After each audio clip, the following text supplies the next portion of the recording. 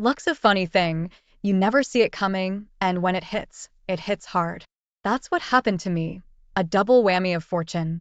First, the lottery ticket. I couldn't believe it when the numbers lined up. $1 million, just like that. And then, before I could even wrap my head around it, I got the call about my sister. She'd left me everything she had. I was rich, twice over. But here's the kicker. My wife, Clara, who couldn't stand my sister when she was alive, suddenly turned as sweet as pie. Overnight, she went from rolling her eyes at the mere mention of her name to singing her praises. It was like watching a bad actor in a cheap play. I didn't buy it for a second. I did what any guy in my shoes would do. I quit my job. Why slog at a desk when you've got a fortune in your bank account? I was ready for a fresh start, a new chapter. And Clara, she was right there, egging me on, her eyes shining a bit too brightly at the thought of all that cash. Then came her big idea, real estate. Let's invest, she said. Let's build something grand. She showed me these glossy brochures of luxury condos, high-rises that touched the clouds. Risky, sure, but with Clara looking at me like I was her knight in shining armor, I found myself nodding along. We decided to celebrate, through a party that would have made Gatsby green with envy. Everyone we knew came. There was champagne, laughter, music that thumped through the floorboards. But as I watched Clara work the room, something felt off. She was too eager, her laughter a bit too loud. Friends pulled me aside, eyebrows raised, asking if everything was okay. I shrugged it off, telling myself it was just the excitement of the moment. But as the night wore on and the guests thinned out, I couldn't shake the feeling that something was wrong. Clara, who'd been the life of the party, was now slumped on a couch, her eyes distant. I realized then that I didn't really know this woman I was married to. The money had changed her, or maybe it had just revealed who she really was. I went to bed that night with my head spinning, the echoes of the party ringing in my ears. I was rich, sure, but at what cost? You ever get that feeling, like the floor's about to give way beneath you? That's how I felt the day I found my sister's letter. It was hidden in an old book she'd left me. Her handwriting, shaky and urgent, warned me of betrayal by someone close. I felt it chilled down my spine. Could she have meant Clara? Right around then, cracks started showing in the grand real estate venture Clara had pushed me into. Calls to the developer went unanswered, and the glossy brochures suddenly looked like cheap promises. My gut twisted in knots.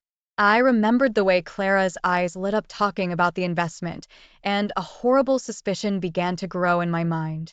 I had to confront her. That evening, as she sashayed into the house, all smiles and sweet nothings, I held up the letter. Did you know about this? I asked. Her eyes flicked to the paper and then away, too quickly. Oh, that? She said, her voice too casual. Your sister always was paranoid. But I pressed on, telling her about the investment going south. I watched as her mask slipped, revealing a flash of panic. That's when I knew. Clara, be straight with me. Are you in this for the money? I demanded. The room went silent. Then, with a coldness that made my blood run cold, she said it. Yes. And why shouldn't I be? You think love pays the bills? Her words hit like a punch to the gut. She went on, saying she'd stay, but for a price, a hefty chunk of my remaining fortune. I stood there, stunned, as the truth of my marriage lay bare before me. Something inside me snapped. No, I said firmly. I won't pay you to stay. Her face twisted into a snarl. Then I'm done here, she hissed. The argument that followed was like something out of a nightmare. Accusations flew, bitter and sharp. And then, with a slam of the door that echoed through the empty halls of our big house, she was gone.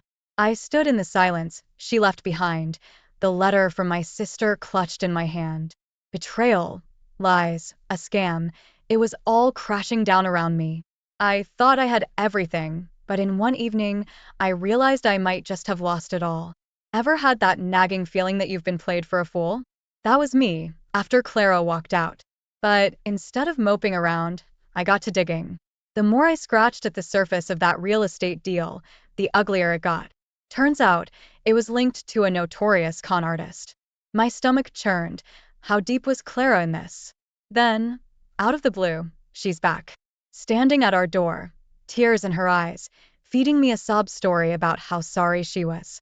I made a mistake, she whimpered. Part of me wanted to slam the door in her face.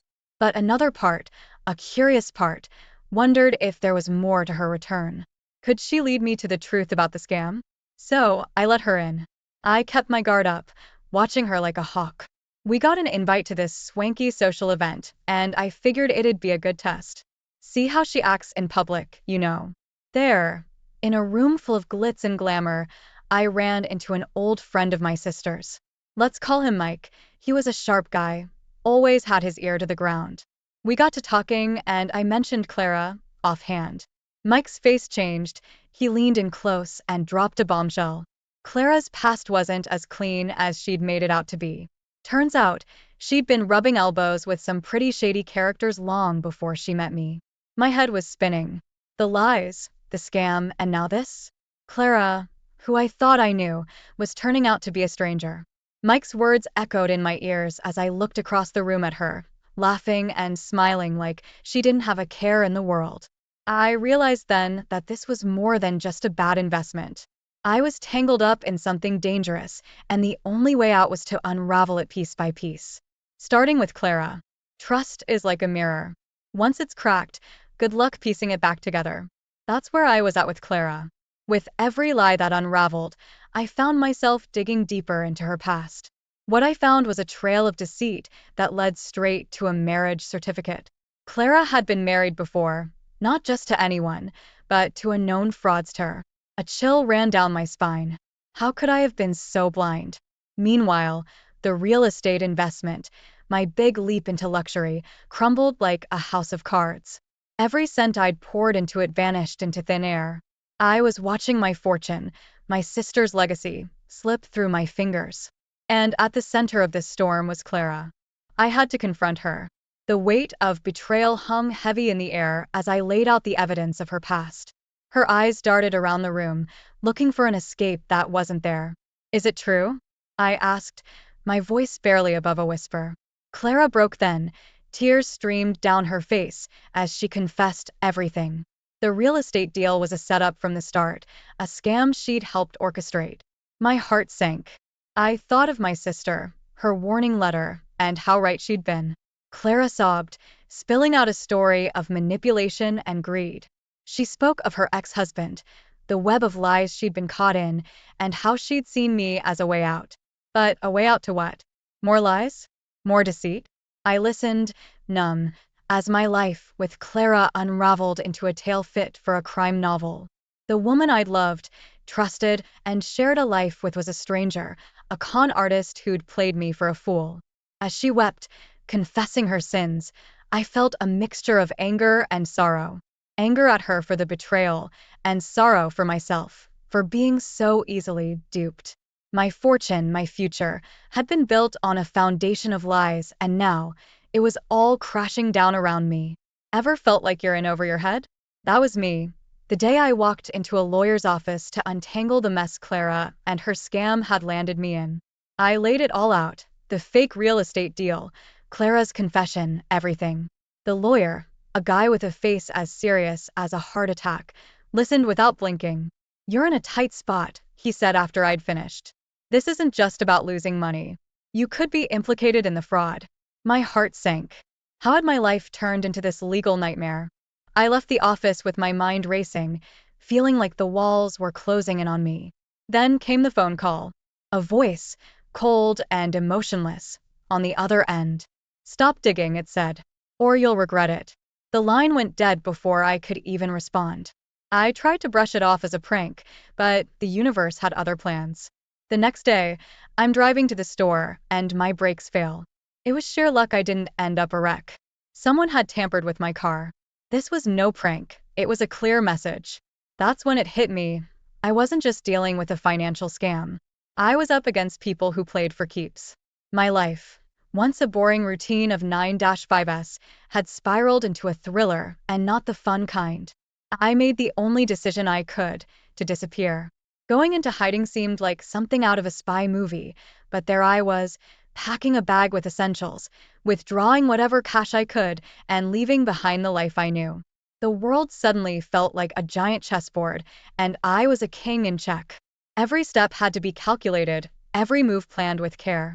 I found myself in dingy motels, wearing hats and sunglasses, always looking over my shoulder.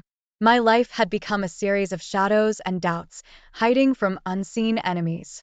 I thought about Clara, about the lies and the danger she'd brought to my doorstep. I wondered if she was part of this too, if her tears and confessions were just another act in her repertoire. Lying in a motel bed, staring at the ceiling, I realized this was my new reality. No home, no safety, just the constant fear of being found. I was a man on the run, not from the law, but from the consequences of a twisted love and a dangerous scam. Holed up in a dingy motel room, with nothing but my thoughts and a growing sense of paranoia, I knew I couldn't just sit around. I had to fight back. So, I started piecing together evidence, like some amateur detective. Every receipt, every email Clara and I had shared about the deal, every little scrap that could link her and her cronies to the scam. It wasn't much, but it was all I had. Then, a break. A former associate of Clara's, someone I'd met at one of those lavish parties, reached out. He was scared, said he wanted out. He told me Clara was planning to skip the country. My heart raced. I couldn't let her get away with it, not after everything. I gathered everything I had, the evidence, the associate's testimony, and made the hardest call of my life. I contacted the police, explained everything, from the scam to the threats, and handed over the evidence. It felt like betraying a part of myself, but it had to be done. The day they arrested Clara, I was a bundle of nerves. The police caught her just in time, at the airport, bags packed, one foot on a plane to nowhere. I watched from a distance, heart pounding, as they led her away in handcuffs. It was a surreal moment, watching the woman I once loved being treated like a criminal. But that's what she was, wasn't it? The trial was a circus. Lawyers, reporters, people I'd never seen, all buzzing around, eager for a piece of the drama. And in the middle of it all was Clara, looking nothing like the woman I'd married. She was scared, defeated. A part of me felt sorry for her, but the bigger part just felt numb. Then came the surprise. My sister's old friend, Mike, the one who tipped me off about Clara's past. He took the stand, and what he said blew the lid off the whole case. He'd been helping my sister investigate Clara before she died. Had files, recordings, the works. My sister had known, had tried to warn me in her own way. Listening to Mike spill out the secrets Clara had kept, I felt a mix of emotions. Anger, relief, sadness. It was all there.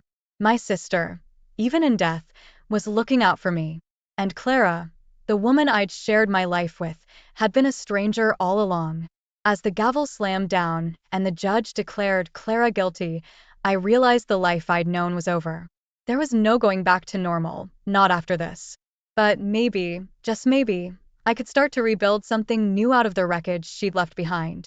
Who knew the dead could still speak? That's what I thought as Mike, my sister's old friend, stood in the courtroom revealing secrets that sent chills down my spine. My sister, it turned out, had been suspicious of Clara long before I'd even noticed. She'd been quietly investigating her, compiling evidence. And here I was, thinking I knew everything. The judge's voice cut through the courtroom like a knife. Guilty. Clara was guilty of fraud and conspiracy. I watched her face, searching for some sign of the woman I'd married. But all I saw was a stranger, a mask of shock and fear. The trial was over, but my life was still in pieces. I made a decision then, to sell everything and start fresh. The house, the cars, the fancy gadgets, all of it. They were just reminders of a life that had been built on lies. But the past has a way of clinging to you. I started receiving threats, anonymous calls, notes left at my door. Clara's friends in the criminal world weren't too happy about her being behind bars, and they were looking for someone to blame. Me. Life turned into a game of hide and seek.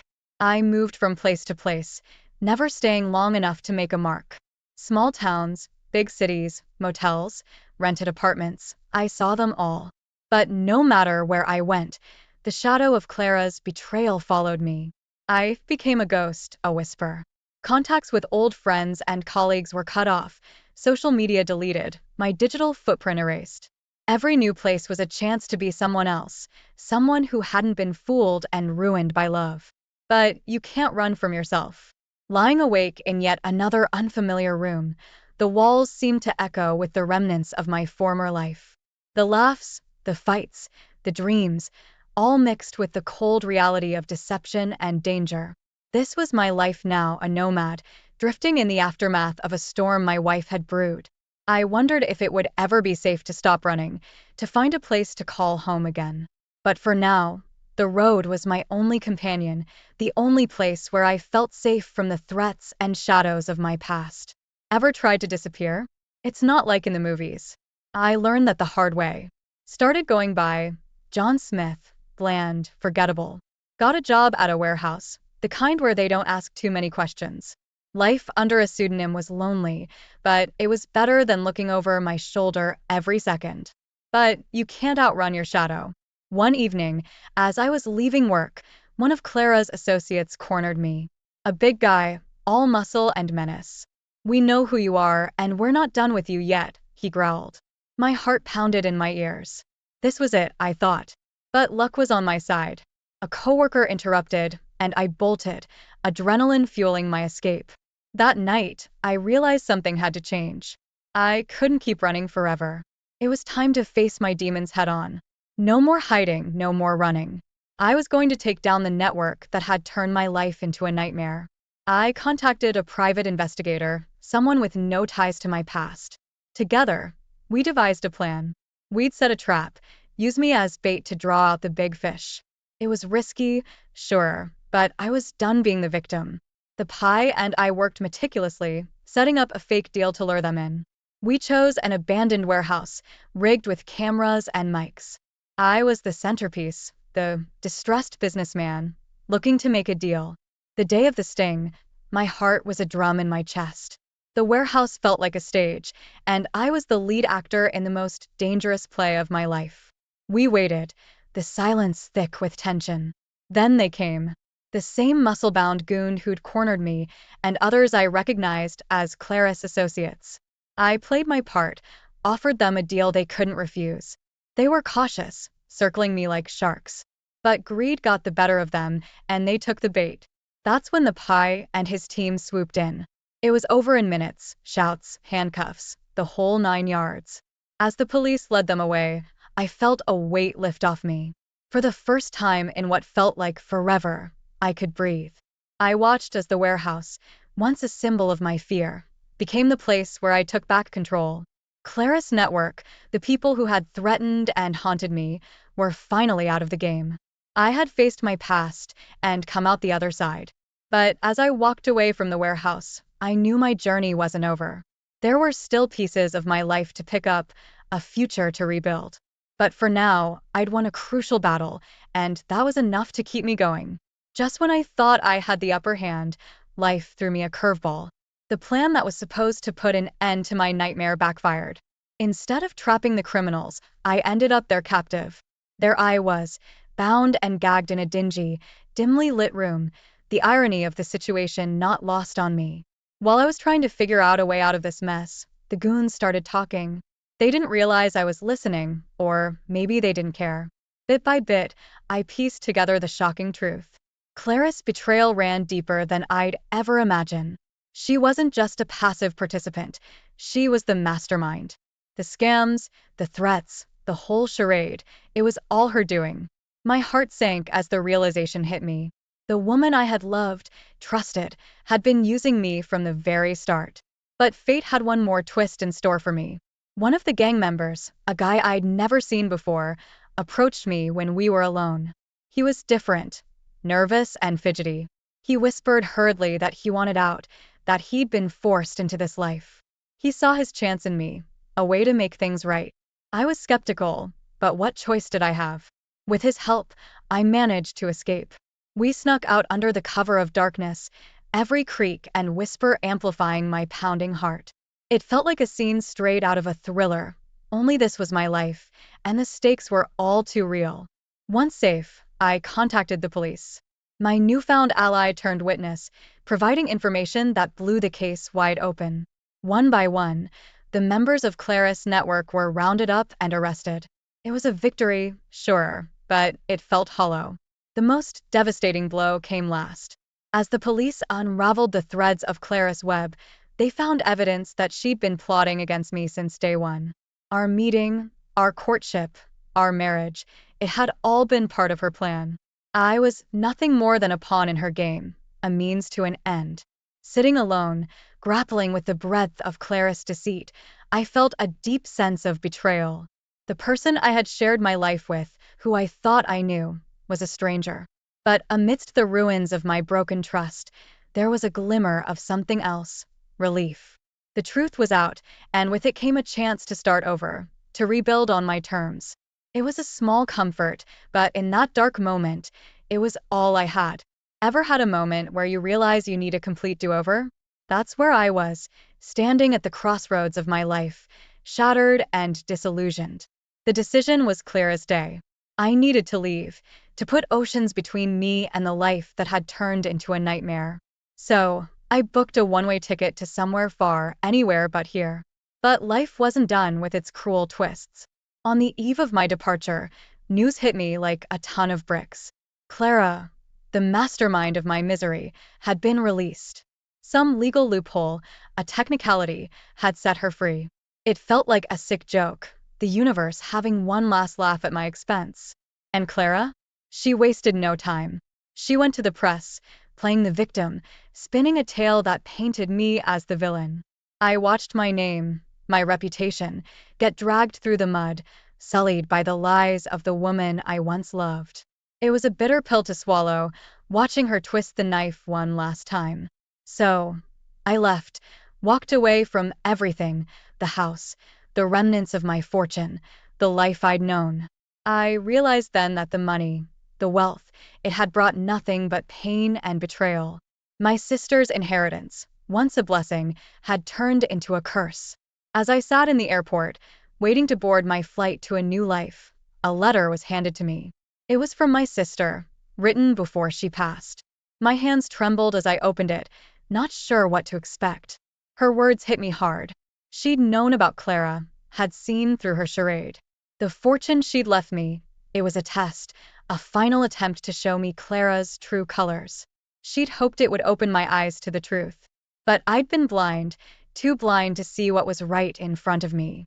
Reading her letter, I felt a wave of emotions: anger, sadness, but most of all, an overwhelming sense of love from my sister, even from beyond the grave. She'd tried to protect me, in her own way. It was a sobering realization. As the plane took off, leaving everything behind, I clutched the letter close. It was a bitter end to a chapter of my life, but also a beginning.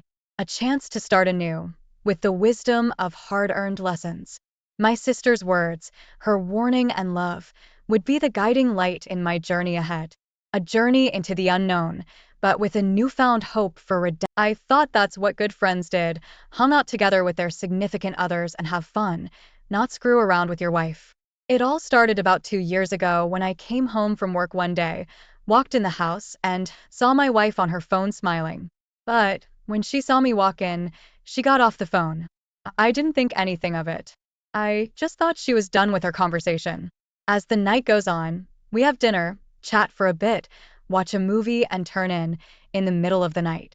While laying in bed, I noticed my wife was on her phone, and I asked her, "Why are you on your phone this late at night?"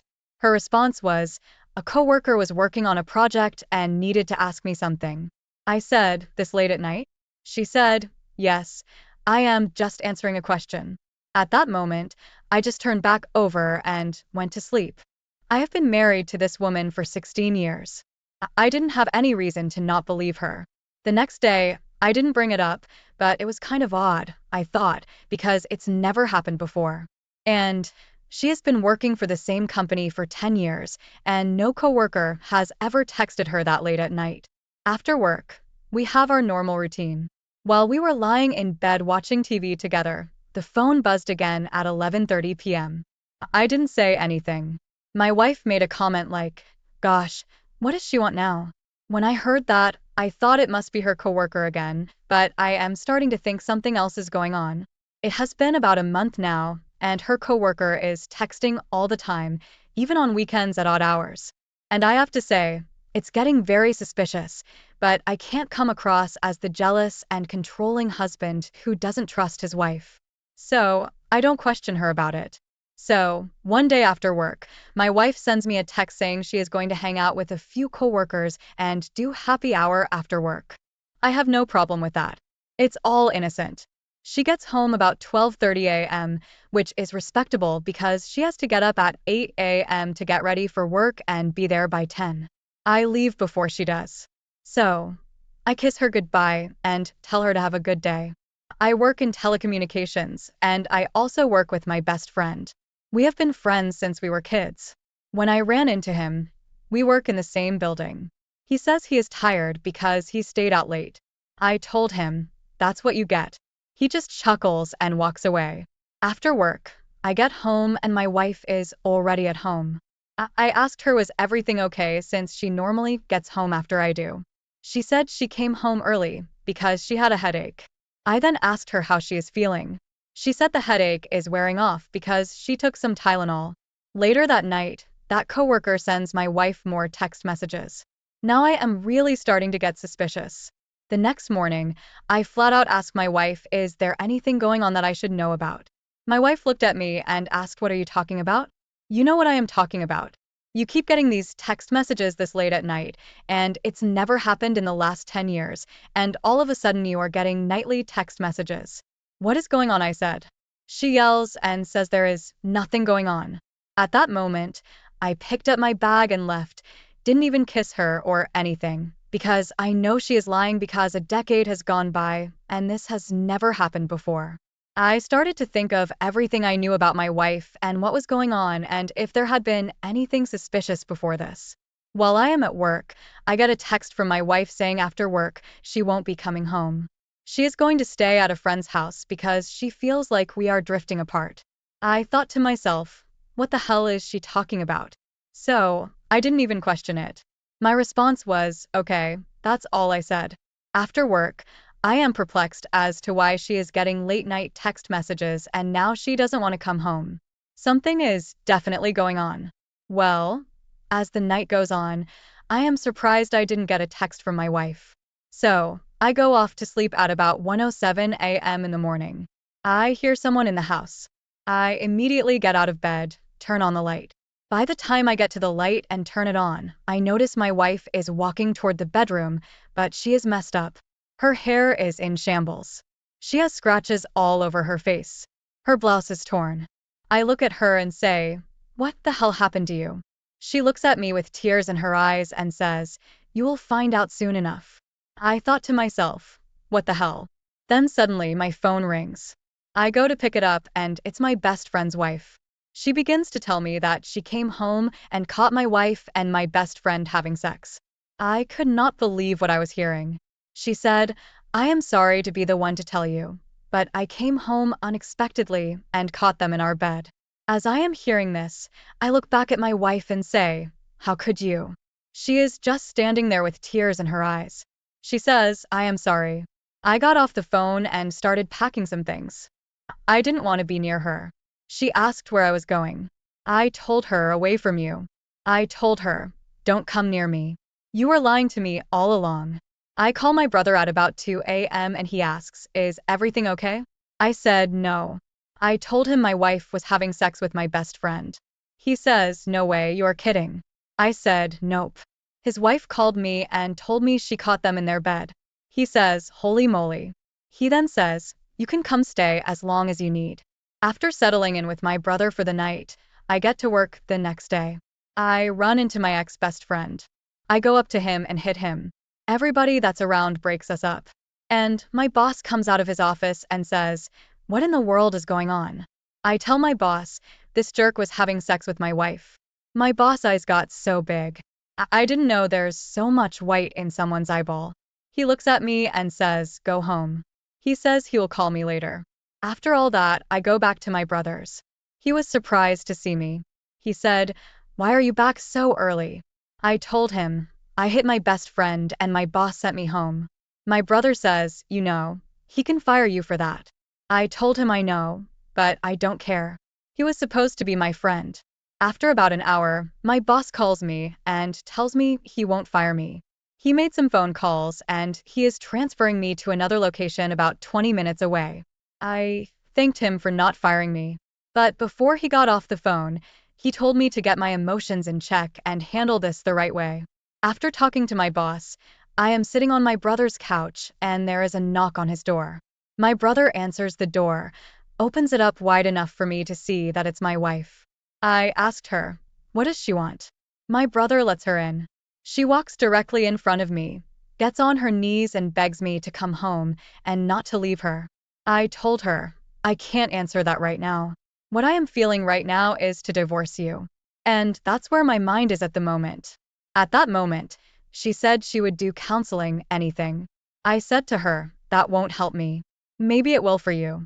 But at the moment, my mindset is not counseling. You cheated on me with my best friend. I lost two people in my life from a phone call."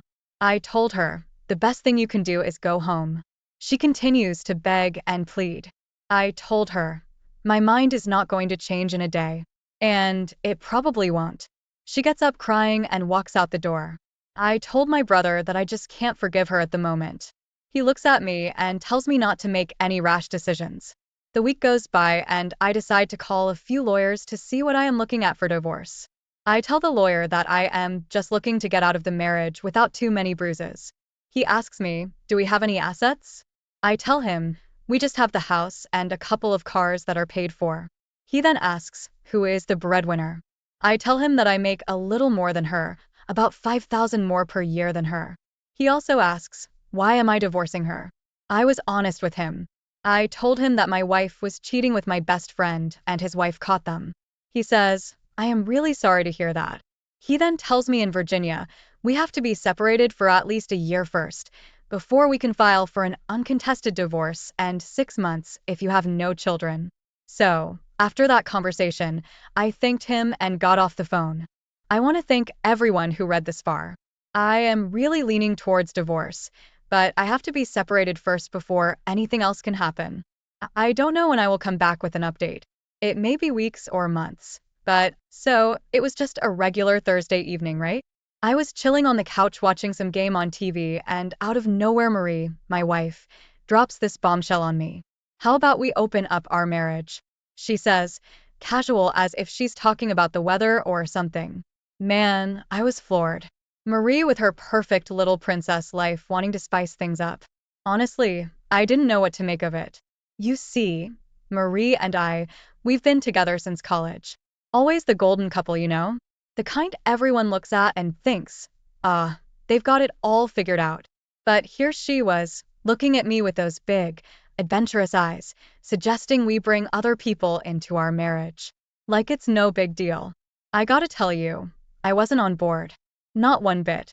But Marie, she's persuasive. She talks about exploration, about keeping things fresh, and I'm just sitting there trying to wrap my head around it. I mean, we had a good thing going. Why mess with that, right? But here's the kicker. I kind of felt like I didn't have a choice. Marie's got this way of getting what she wants, so I just nodded, a lump in my throat, feeling like I'm stepping into some unknown territory. And let me tell you, it was the start of a wild ride. I had no idea then just how much this whole open marriage thing was going to turn our lives upside down. Marie was all gung-ho about it. Started making plans, setting up dates, and me? I was just trying to keep up, still unsure about the whole deal. But I figured, hey, maybe it's just a phase, right? She'll get it out of her system, and we'll go back to normal. Oh boy, was I wrong. So that's how it all started. Just a regular Thursday night, a game on TV, and my wife proposing to turn our whole world on its head.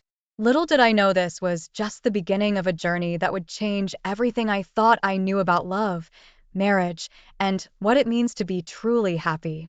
Alright, so where was I? Yes, the whirlwind that became my wife's life. Marie? She just dove headfirst into this whole open marriage deal. It was like a switch flipped in her.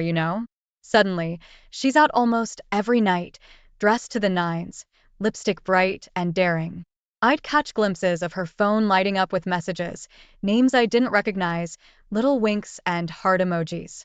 Man, it was like living with a stranger. I gotta admit, it stung. There I was, the same old me, but Marie? She was changing right before my eyes. Parties, late nights, this whole secret life unfolding. And me? I was the guy left holding the fort, trying to make sense of it all.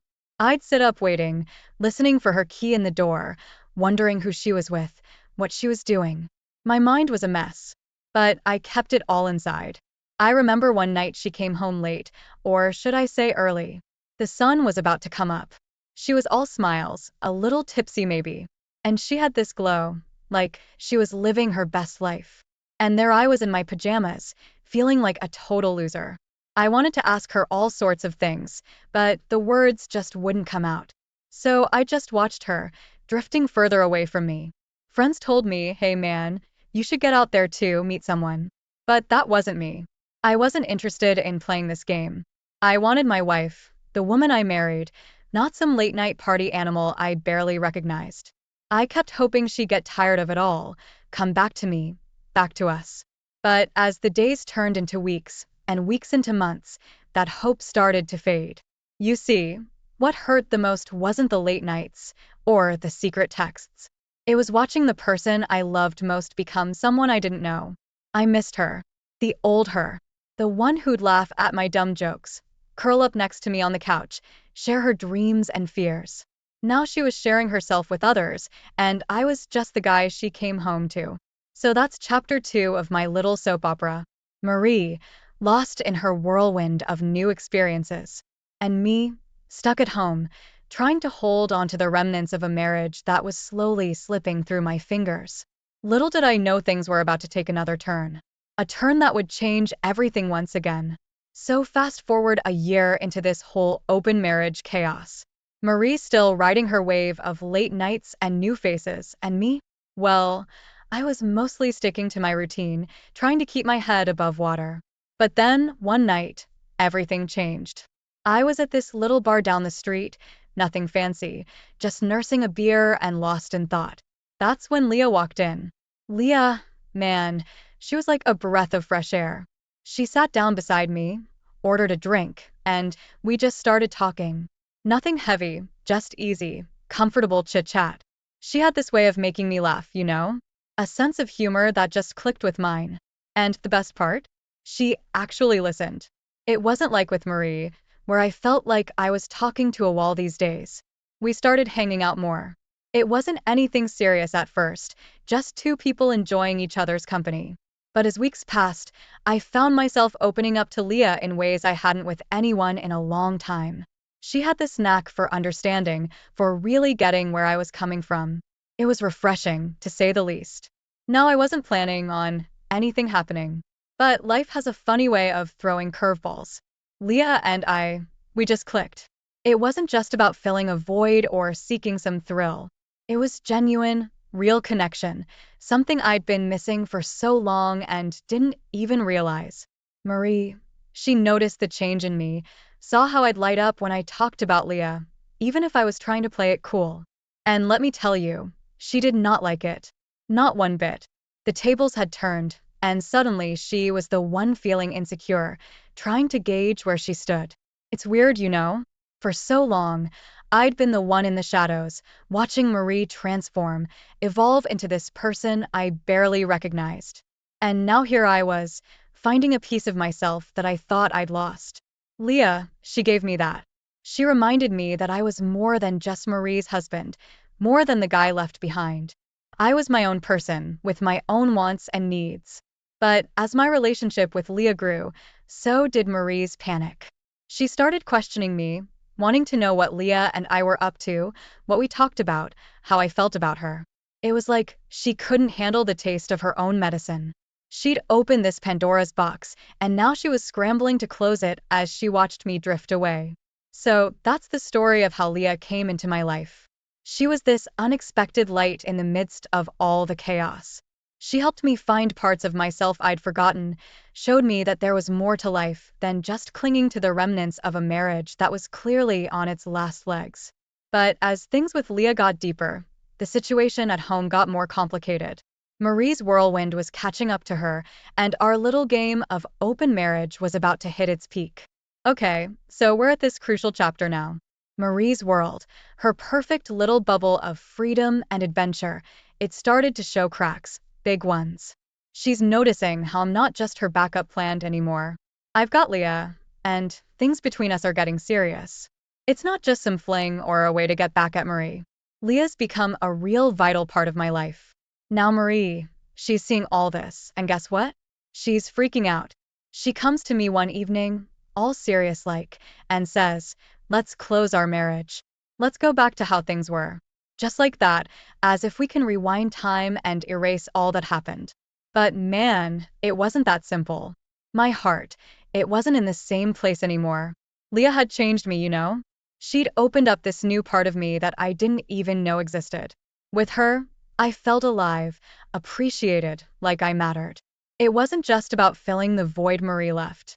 It was about finding something new, something better. Marie couldn't believe it. She thought I'd just jump at the chance to go back to our old life. But how could I? After everything that had happened, after all the nights I spent alone, wondering where she was, who she was with, I couldn't just forget all that. And with Leah, I didn't have to pretend. I could be me, the real me, not just Marie's husband who was left in the shadows. The thing is, Marie's proposal to close our marriage, it came too late. My feelings, my whole world had shifted. And it wasn't just about revenge or getting even. It was about being true to myself. With Leah, I found a connection, a bond that was deep and real. She wasn't just a distraction. She was a part of my life now, a part one didn't want to lose. This whole turnaround, it was tough on Marie. She tried everything, from sweet talking to getting angry, to even trying to make me jealous. But nothing worked. The more she pushed, the more I realized how far apart we had drifted. It was like we were on two different planets now. So, here we are at the big turning point.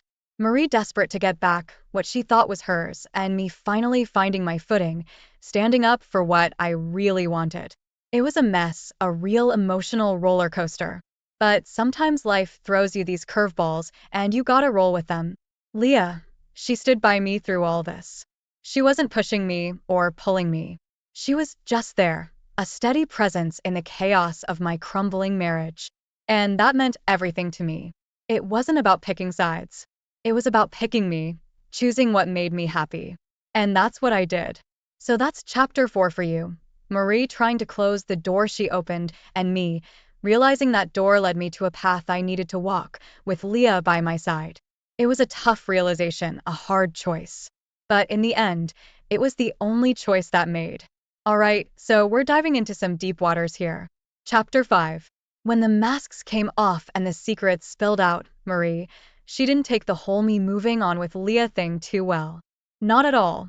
She went into this full-on mode to win me back, pulling out all the stops, romantic gestures, tearful apologies, surprise visits, the works.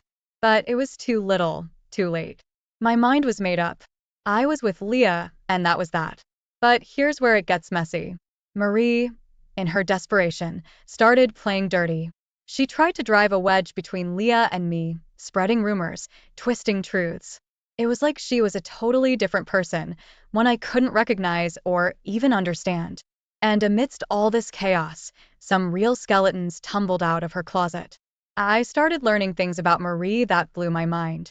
Turns out, this open marriage idea wasn't just about exploring or keeping things fresh. She had motives, man, ones she'd kept hidden under a pile of lies and smiles. I found out about past flings, secret meetups, even before she suggested opening up our marriage. It was like living in some soap opera, except it was my life. The more I found out, the more my image of Marie crumbled. It wasn't just about her wanting freedom, it was about her living a double life right under my nose. And the worst part? I was the last to know. Friends, acquaintances, they all seemed to have seen the signs before I did. I felt like a fool, a blind fool who had trusted and loved with all his heart. This period, man, it was tough. It's one thing to deal with a relationship ending, but it's another to realize that relationship was built on a foundation of lies. I had to rethink everything, question every memory, every moment we shared. It was like I didn't know who Marie was anymore. But through all this, Leah was my rock. She stood by me, not just as a lover, but as a friend. She helped me navigate through the storm of emotions, the betrayals, the heartache. It wasn't easy, but having her there made all the difference. She gave me the strength to face the truth, no matter how ugly it was. So, Chapter 5, Revelations, it's about the masks coming off, the secrets coming to light, and me, facing the harsh truth about the woman I thought I knew. It was a turning point, a moment of painful clarity that changed the course of my life. But it was necessary, you know? Sometimes you gotta face the darkness to find your way back to the light. And that's what I was trying to do. Find my way back to a place where I could be me, where I could be happy. So, here we are at the final stretch, Chapter 6. This is where the whole house of cards comes tumbling down for Marie. And at the same time, it's where a new chapter begins for me and Leah. A tale of two paths, you might say. Marie, man, she saw her perfect world crumble. It's like everything she tried to hold onto just slips through her fingers. The irony? She lost not just me, but a lot of what she thought made her life perfect. Friends started drifting away, rumors in our social circles turned against her. The facade of the perfect life, the perfect marriage, it all fell apart. And in that chaos, there was me, finding my footing with Leah. It was like stepping into a new world, one where honesty and hope were the foundations. Leah showed me what it meant to be in a relationship where you're valued, where your feelings and thoughts matter. It was refreshing, healing even. Marie, on the other hand, she was left to face the consequences of her choices. Alone, confused, and probably for the first time facing the reality of her actions without any filters. It was tough to see, to be honest. Despite everything, I never wished her harm. But sometimes, life has a way of teaching us lessons in the hardest ways possible. With Leah, things were different. We took it slow, making sure we weren't just rebounding into something new. We talked, like really talked, about what we wanted, our pasts, our hopes for the future. It wasn't just about moving on for Marie. It was about building something new, something solid. The days turned into weeks, weeks into months, and slowly, the pain and chaos of my marriage with Marie began to fade. It wasn't forgotten, but it was no longer the anchor holding me down. Leah and I, we started building a life together, a life that was about us, about the present and future, not the past. Marie? Well, she had to do some soul searching. It wasn't easy for her, and I get that. She reached out a few times, trying to make amends, trying to explain. I listened. We talked. But some things, once broken, can't be put back together. We moved in different directions, each finding our own way. So, that's how my story goes. From the shock of an unexpected proposal to the whirlwind of an open marriage, from the pain of betrayal to the healing arms of a new love. It's been a journey, full of ups and downs, twists and turns. But in the end, it's a journey that led me to a better place. Marie's fall and my new beginning with Leah, it's a reminder that life is unpredictable, that sometimes the end of one thing is just the start of another. And as I look back, I see all the lessons learned, the growth, the pain, and the joy. It's been one hell of a ride, but I guess that's just life, isn't it? Unpredictable, challenging, but always moving forward. So, here we are at the end of the road, the final wrap-up. If there's one thing I've learned through this whole crazy saga, it's that life is full of unexpected turns. You think you've got it all figured out, and then wham, you're thrown the curveball that changes everything. The opening of our marriage, that was Marie's idea. She thought it would bring her freedom, excitement, something new and thrilling. But man, did that backfire. It's like opening Pandora's box. Once it's open, there's no going back. And that decision, it didn't just affect her, it changed both our lives forever. For me, it was a journey I never expected to take. From the confusion and hurt when Marie first dropped the bomb, to the loneliness and betrayal as she dove into her new lifestyle. But you know what? It led me to Leah. And with her, I found something I didn't even realize I was missing. Real love and peace. A relationship where I'm valued, where we talk things through, where it's about us, not just one person's needs or desires. Marie? Well, she learned a hard lesson. Her pursuit of selfish desires cost her more than she bargained for. I don't say this with malice. It's just the truth. She set out looking for freedom, but ended up losing so much more. I guess it goes to show you gotta be careful what you wish for, especially when it comes at the cost of others. This whole experience, it's taught me a lot about life, love, and relationships. About communication, honesty, and respect. Things that sound so simple, but man, are they crucial. It's shown me the importance of understanding not just your own desires, but also the feelings and needs of those you love. So, as I close this chapter of my life and look forward to the new one with Leah, I do it with a heart full of lessons learned and gratitude. Gratitude for the good times Marie and I shared, for the growth that came from the pain, and for the new beginning with Leah. Life's unexpected turns, they can be tough, painful even, but they can also lead you to places you never thought you'd go, to people who change your life for the better. And that's the beauty of it, isn't it? It's unpredictable, challenging, but always moving you forward. Here's to life with all its twists and turns. May we all find our path and walk it with courage, open hearts, and the willingness to embrace. You know that feeling when something's off, but you can't quite put your finger on it. That's how it started with me. My wife, Emily, she'd always been this open book, you know? But then, things change, subtly at first. One evening, I'm waiting for her to come home from work. It's 7 p.m., her usual time, but she's not there. No biggie, right? Work can be unpredictable, but then 7 turns to 8, and 8 rolls into 9. I'm starting to worry, not just about her safety, but something else, a nagging doubt. When she finally walks in, it's past 10. Sorry, hun. Work was crazy, she says, but something in her tone sets off alarm bells. It's not just the lateness, it's this air of what? Nonchalance. I can't shake the feeling that something's not right. The next day, it's the same story. Late again. This time, there's no apology, no explanation. Just a mumbled, I'm tired, as she heads to bed. That's when I notice her phone buzzing on the kitchen counter. Normally, I wouldn't even glance, but curiosity gets the better of me. The screen lights up with a name I don't recognize, Mark. Who's Mark? It keeps happening, the late nights, the mysterious calls. And Emily, she's becoming more and more distant. Our conversations turn into one-word answers, and her eyes, they don't meet mine anymore. I decide to confront her about it, but she brushes it off. You're being paranoid, she says. But am I? I can't ignore the signs anymore. I remember this one time, I glanced at her work calendar. There was supposed to be a team dinner, but when I casually mentioned it, she looked like a deer caught in headlights. Oh, that got canceled, she stammers. But something about it doesn't add up. Then there's the emotional chill. We used to be this team, you know? Always laughing, sharing our day. Now, she's like a stranger in my own home.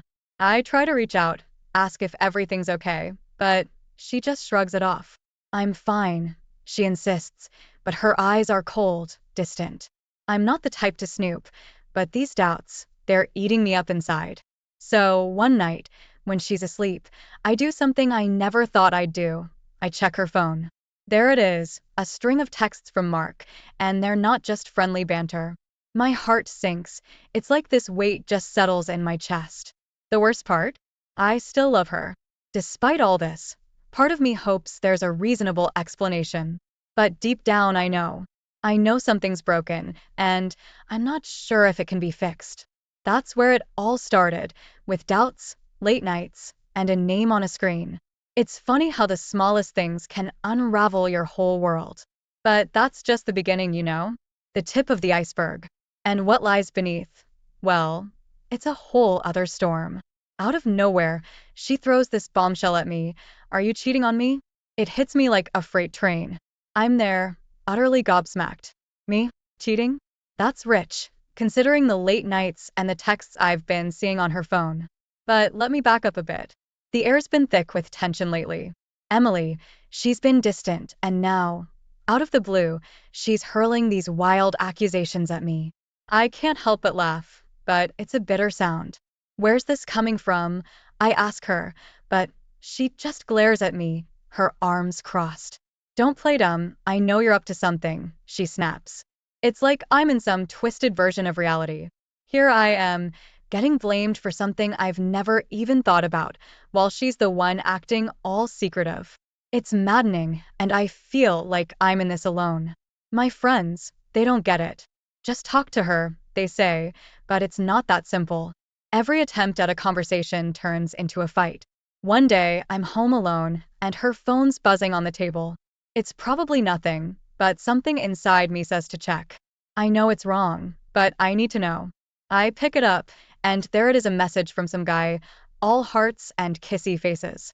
My heart sinks. It's like I'm holding a grenade, and it's about to go off. I confront her about it when she gets home. Who's this? I demand, shoving the phone in her face. She snatches it away, her face a mask of fury. You had no right to look at that, she screams. But I'm past caring about rights. I want answers. Is this why you've been accusing me? To cover up your own stuff? I ask, my voice rising. She doesn't answer, just storms out of the room, and I'm left there, feeling more alone than ever. It's like I'm living with a stranger. My wife, the woman I thought I knew inside out, has become this enigma, and I'm just floundering, trying to piece together what's left of our marriage. The accusations, the isolation, and now this message, it's all piling up. I'm in this whirlpool of doubt and betrayal, and I can't see a way out. I thought marriages were supposed to be about trust and honesty, but here I am, doubting everything. I go to bed that night, but sleep doesn't come. I'm just lying there, staring at the ceiling, wondering how it all went wrong. It's like I'm on this sinking ship, and I'm not sure if I should try to fix the leak or just jump overboard. But one thing's for sure, I can't keep going like this. So there I am, with my world upside down. I've just hit Emily with the big question. Are you seeing someone else? Her reaction? A big, fat denial. But it's not just a simple no. She flips the script on me, saying I'm paranoid, that I'm the one with trust issues. It's like I'm talking to a wall. But let me get to the juicy part. I'm not the kind to sit back and watch my life fall apart. So, I do something I never thought I'd do. I hire a private detective. Sounds extreme, right? But I'm desperate for the truth. This detective, let's call him Jack, he's a real pro. He starts tailing Emily, keeping tabs on her movements. It feels weird, spying on my own wife. But every time I try to shake off the suspicion, something new comes up. Jack's updates are like pieces of a puzzle. Emily's not just working late, she's meeting people, going places that don't add up. One night she says she's with her sister, but Jack's photos show her entering a fancy restaurant, and guess what? No sister in sight. I'm torn between relief and despair. Relief because I'm not crazy, my gut was right. But despair because, well, it's my marriage we're talking about. It's like watching a train wreck in slow motion. You want to look away, but you can't. Ever get that gut punch feeling? That's me. The moment I see the photos Jack, my PI, sends me. There's Emily, clear as day, with some guy I've never seen before. They're laughing, touching, like they don't have a care in the world. And me? I feel like I've been kicked in the gut. But here's the kicker. Even with these pictures staring me in the face, part of me is still hoping there's a harmless explanation. Maybe he's a coworker, a cousin I've never met? Yeah, right. I'm grasping at straws, and I know it. So, I decide it's time for a showdown. When Emily walks through the door that evening, I'm ready, photos in hand. Her reaction?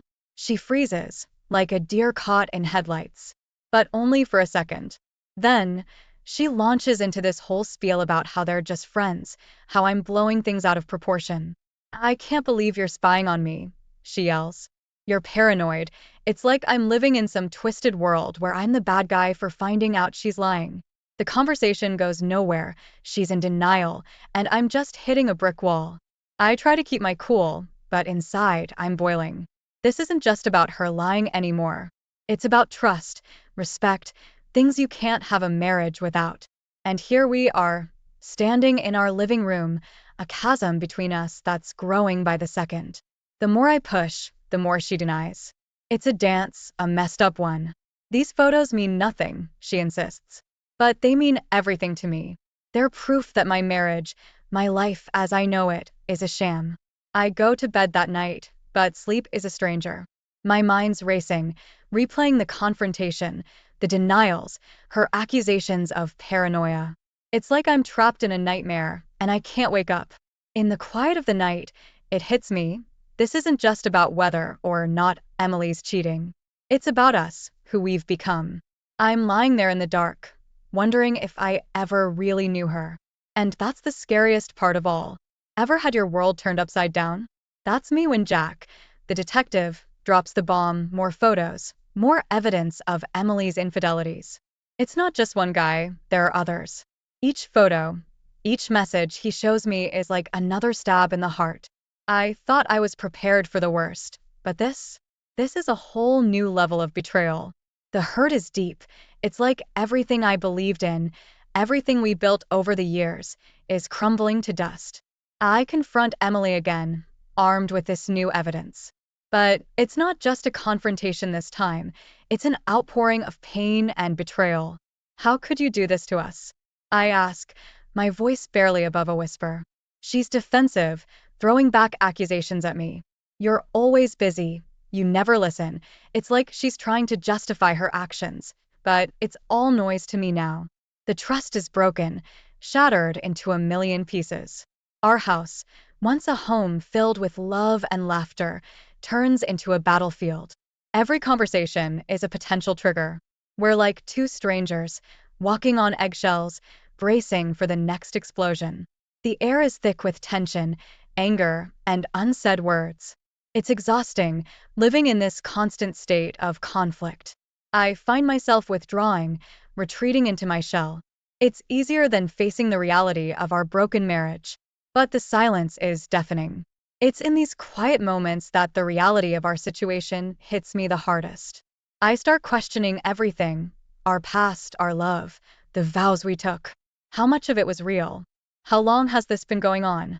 The questions haunt me, day and night. I lie awake, staring at the ceiling, lost in a sea of thoughts. One evening, in the middle of another heated argument, I stop mid-sentence. I look at her, really look at her, and I don't recognize the person in front of me. The woman I married, the woman I loved, she's nowhere to be found. It's a sobering realization. You know that saying, ignorance is bliss? Well, I was about to find out how true it is. I came home early one day, expecting an empty house. What I found instead shattered my world into a million pieces. There was Emily, right in our living room, with that guy from the photos. My Emily, in the arms of another man, in our home, the place we built together.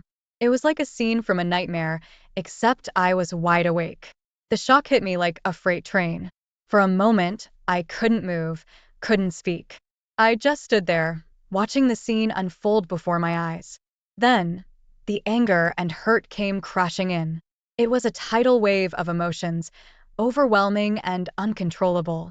I don't even remember what I yelled, but I remember the look on her face. The surprise, the guilt, it was all there. But what hurt the most wasn't the betrayal, it was the realization that our marriage, our life together, was a lie. The confrontation that followed was like a volcano erupting. Years of love, trust, and memories, they all came crashing down in that one moment. How could you?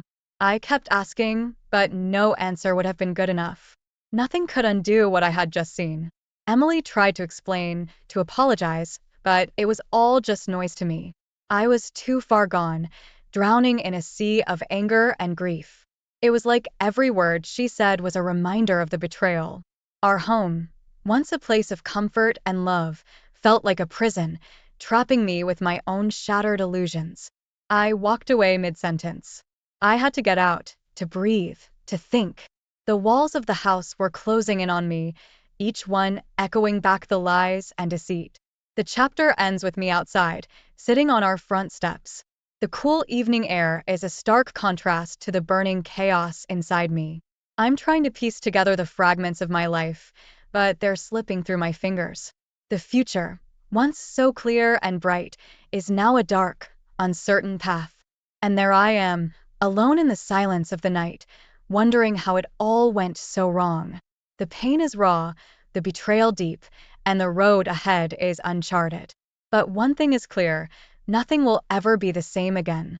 Ever been in a situation where you get the truth, but it's nothing like you expected? After the whole showdown, Emily finally cracks. She admits it, she's been seeing someone else. But get this, she's still pinning some of the blame on me. You were never there, she says. I felt alone. It's like she's trying to justify her cheating. Hearing her admit it, it's a mix of relief and agony. Relief because I'm not crazy, and agony because my worst fears are true. But the way she's shifting some of the blame onto me, that stings. It's like she's trying to make me a co-conspirator in her betrayal. After that, talking to Emily becomes like navigating a minefield. Every word is loaded, every conversation is a potential explosion. It's exhausting. We start avoiding each other. The house becomes this silent, tense place, thick with unspoken words and buried hurt. I start spending more time in the garage, just to have some space. I tinker with my old bike, something I haven't touched in years. It keeps my hands busy and my mind off things, sort of. But you can't outrun your thoughts, can you? Then one day, I make a decision. I can't live in this limbo. I call up a lawyer to talk about divorce. Just dialing the number feels like I'm crossing a point of no return. The lawyer's voice is calm, professional, but to me, it sounds like the closing of a chapter. Meeting the lawyer, it's all very businesslike. Asset division, custody arrangements, it all feels so cold, so final. I'm sitting there in this polished office, talking about dismantling the life I built with Emily, and it hits me, this is real. This is happening. I get home, and the silence is deafening. Emily's there, but we're like ghosts to each other. I want to tell her about the lawyer, but the words just don't come out. It's like admitting it makes it more real, and I'm not sure if I'm ready for that. The chapter ends with me in the garage, the bike parts laid out in front of me. It's quiet except for the sound of a wrench turning.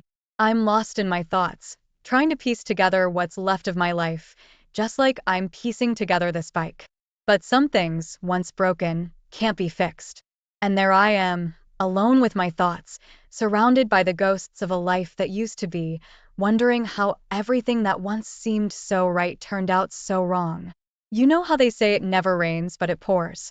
Well, I'm right there, in the middle of a storm. Just when I thought things couldn't get worse, Emily drops another bomb.